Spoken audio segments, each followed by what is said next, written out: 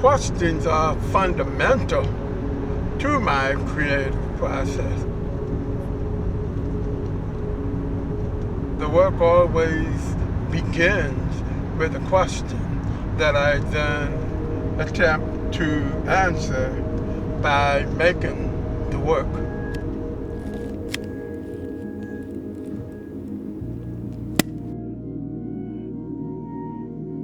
In 1969, I had just gotten my first camera. What to do with this camera? How does one look at and think about the world through the rectangular space of the frame? What is your subject going to be? What are you going to make photographs of? I think a lot of times, certainly within marginalized communities, photography has been used as a kind of passport, a way to enter the lives of someone who in some way or another is living a life that's very different from the life of the photographer.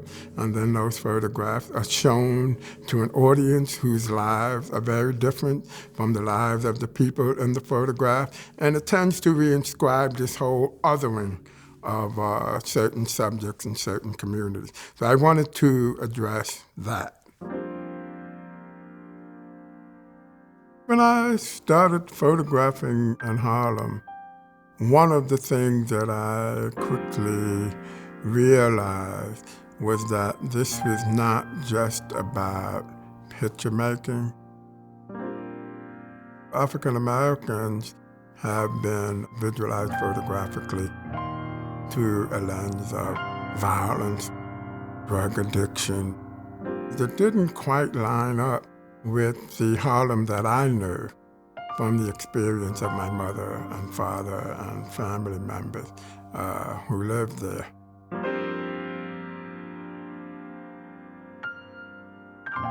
What I was interested in was showing the black subject in Harlem in a way that implied a kind of deep interiority.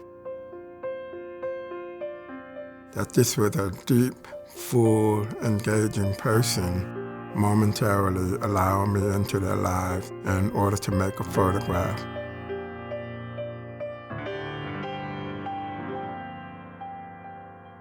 Picturing them in a way that gave them a sense of enhanced presence, reshaping the way people see and think about a particular piece of the world.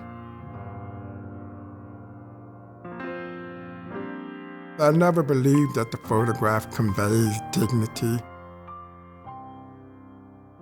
I think people inherently have their own dignity. In my portraits, there's always this direction of the subject's gaze to the camera. There was a moment in history when black people were not permitted to look white people in the eyes.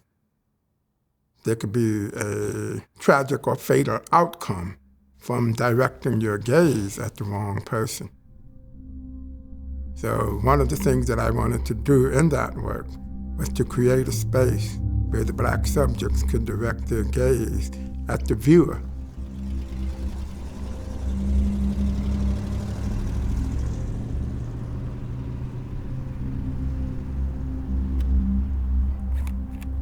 When you read about these places, they talk about the beauty of the landscape, the magnificence, of the main house.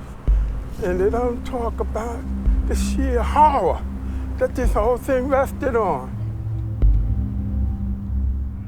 There's a profound absence within our society around the history that, of course, resonates even now around black trauma.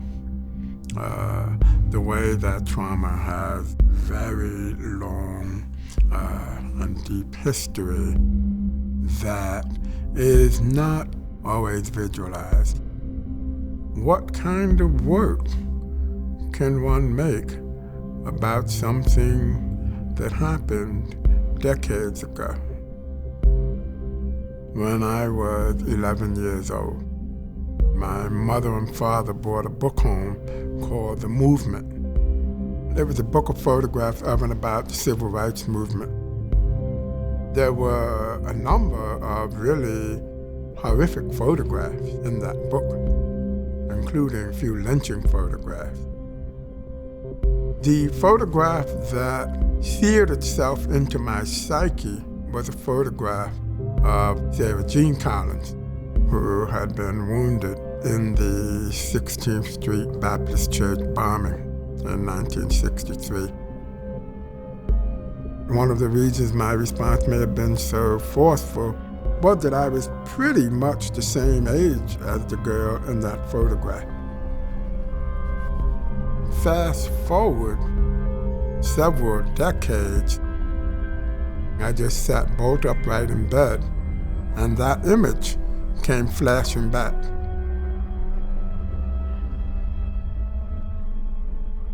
So I told myself I needed to go to Birmingham, Alabama. I came to find out that not only had 4 girls been killed that day, but in the violent aftermath of that morning, 2 African-American boys had been killed as well. One of the things I realized was that the visual image of them was something of an abstraction. What does an 11-year-old black girl look like? What does a 14-year-old black girl look like? So I wanted to give those 6 young African Americans a tangible, palpable, physical presence. But still left the work feeling somewhat incomplete.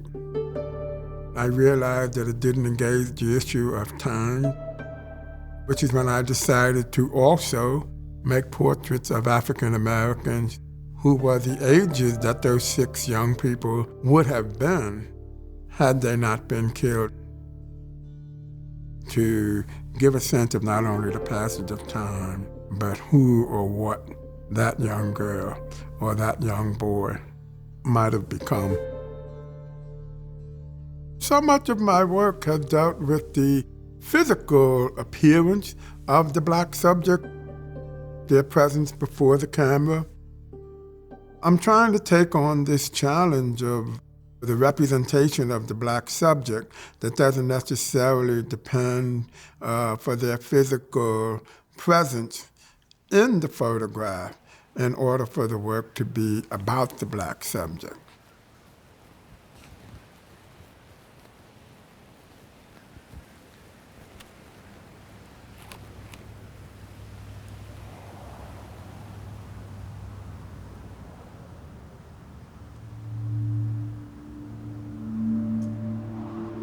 The most recent project attempts to visualize the movement of fugitive slaves along the path of the Underground Railroad.